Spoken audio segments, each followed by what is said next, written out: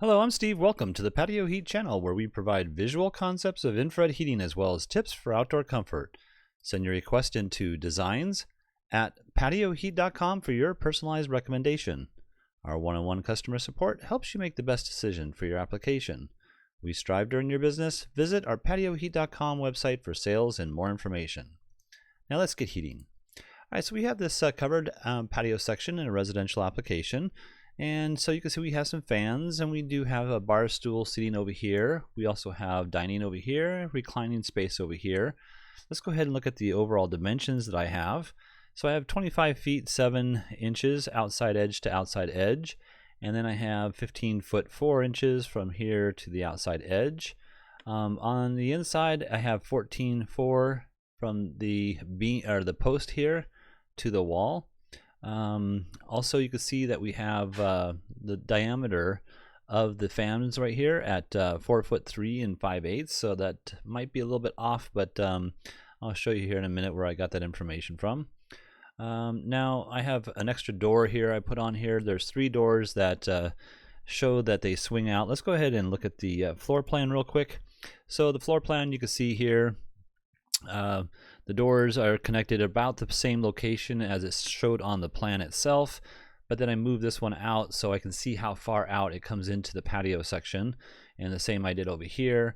Obviously it's hitting this bar, so there's something going on with that. We'll have to look at that later, but the important thing is how far out this door is going to come at 90 degrees from there, because we don't want to get into the combustible area of the heaters. And in any case, you can see I have that at 3'4" 3/16" of an inch, and I think that's about it. The overall height here, 9'6" 1/2" inch to the ceiling.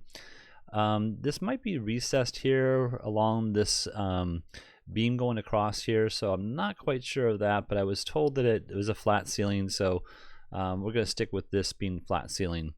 The other thing I want to show is just that the information I received on the diameter of the fan blades. So these are going to be the diameter of the fan blades here. I'm going to go ahead and move that down just so you can see I did match it up to approximately that blue circle that you see on the ground.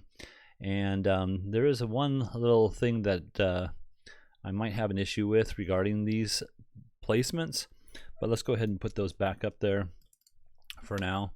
And there's also recessed lighting, and you can see the lighting spaces here on the floor plan are in the exact dimension where they were located on the plan.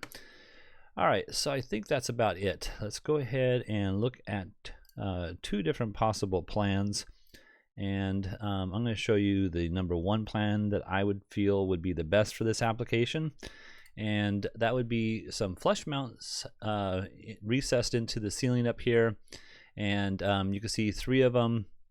These are all 6,000 watt units. Now you're not able to see the top here, but I'm going to show you that in just a minute. We'll go ahead and take off the whole top here, but you can see they are dual element units.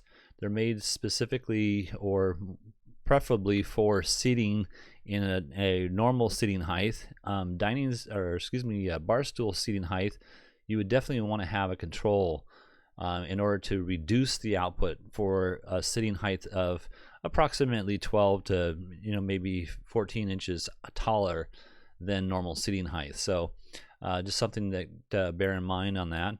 Also, with the clearances to the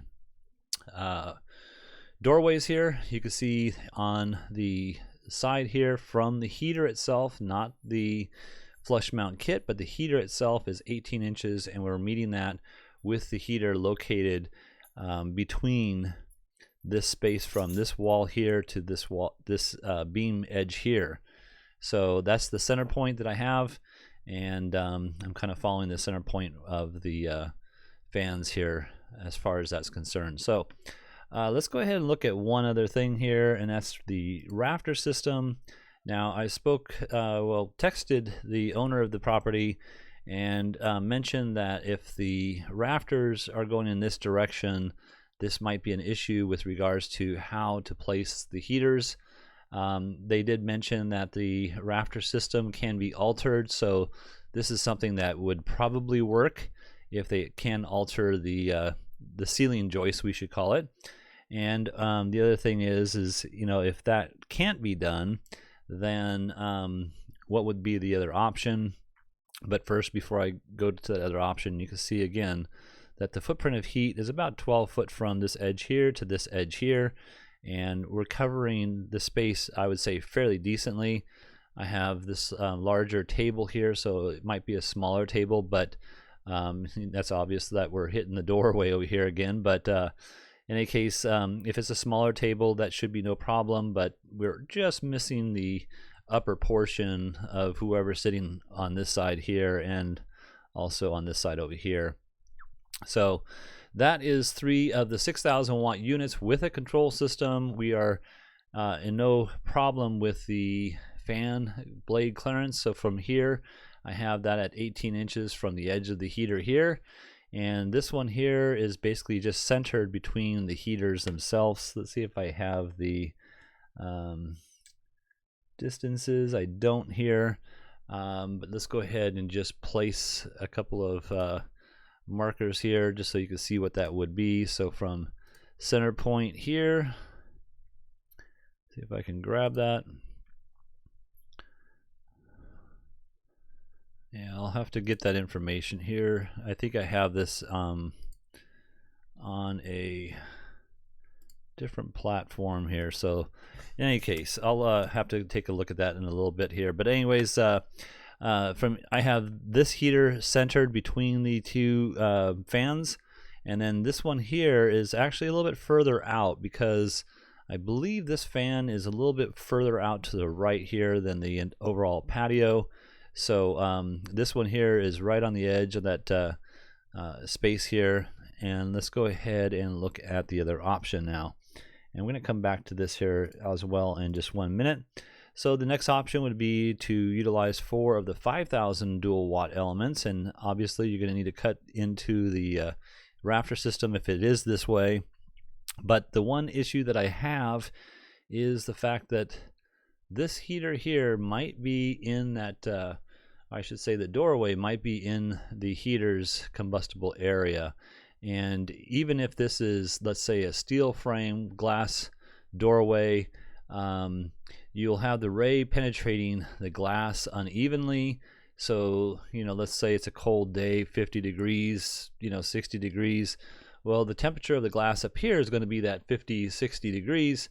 But down here, it might rise up to 70, 80, 90 degrees temperature-wise, and you know that could shatter the glass. So that's why another reason why you don't want to have a heat ray penetrating glass like this, or a combustible surface. So in any case, this might have to be the one unit that is removed, and then you'd only have heat for this space over here like that. So all right, let me go back to what I had just talked about, and I'm also going to show, I have little markers here that shows, you know, the placement of the heaters versus, you can see this one is off as far as the distances that I have. So I want to go ahead and move up here and just kind of take a look at how would you make those openings for the flush mount kit. So this would be an opening you could just cut into the rafter system on the bottom here, the ceiling joists. They said that structurally this is not part of the ability to hold the roof up, so that this might be able to happen. Now, I'm not an architect, I'm not a designer, I'm not a builder, so this is something that you'd have to talk to your architect or builder about, but you would just open up these spaces if you can, frame them around, and then bring your heater up into the ceiling area like that. So let's go ahead and just kind of pull these all up here. And again, this one is going to be, I believe, off slightly. So we'll check that out here in just a second. I think that's about where they go. So yeah, in any case,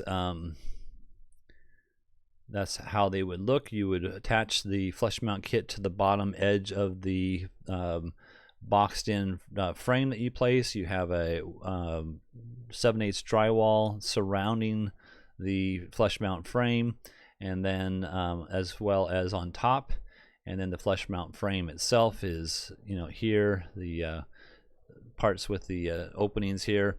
And if you have any combustible surfaces that you want to bring up over the edge of the flush mount frame, so let's say that you're going to take some wood, maybe that needs to be, let's see if I can do that properly. You know, you might I'm sorry, I got the clearance section on here and it's grabbing that, so let's try that one more time. But let's just say this is going to be some stucco here, maybe 3/8 stucco. You can go all the way up to 1/2 inch to these openings here. And if this is going to be a wood surface finish, then what you'll need to do is lower the unit itself to the same elevation as the bottom of the wooden surface. Let's say it's a tongue and groove, something of that nature, so that the heater is at the same elevation, if that's something that's going to be done. So all right, let's go ahead and move these back real quick and check one other thing out here, and that is, what about the 5,000 watt units? Let's go ahead and turn those on, and I think I have something that might just help with the display of this. So let's go. All right, so this would be, actually I don't have that properly. Let's see if I have that somewhere. No, I did not do that. So what I was hoping to do is, and maybe I should have shown this before, but you know, you can place these units within the openings of the ceiling rafters here, or joists rather, but you may have to cut one or two to get them in the right location.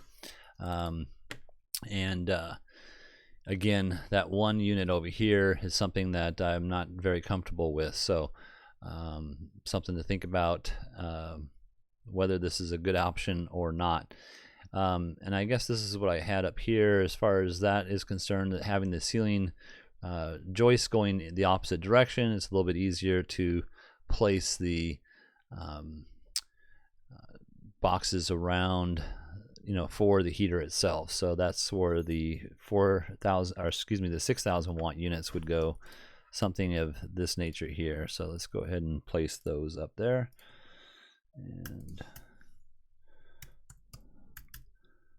let's go ahead and see what that looks like. And I think this is the one that's off here, and that's why I was talking about that earlier. I have this unit over, but you know, when I was looking at the measurements, you know, the measurements, I like to have them uniform. So you can see this is 8'6" and 5/8, 8'6" and 5/8, but this heater is not at 8'6" and 5/8. But in any case, the fan is a little bit to the left here, down where I showed you before. I have this space here at 310 and 3/8, 310 and 3/8, and so it's something that we'll have to take a look at if that's in fact offset on the one fan. All right, well, I hope this has helped. If you're looking for some assistance with your outdoor heating application and you'd like us to review your plans, please send your information into designs@patioheat.com. I'm Steve. Please tap that like button if you find this video useful. We don't advertise, we're not monetized. YouTube does not promote our channel in any way unless we receive a thumbs up from our viewers, and we appreciate you doing so. Thank you so much. Have an excellent day.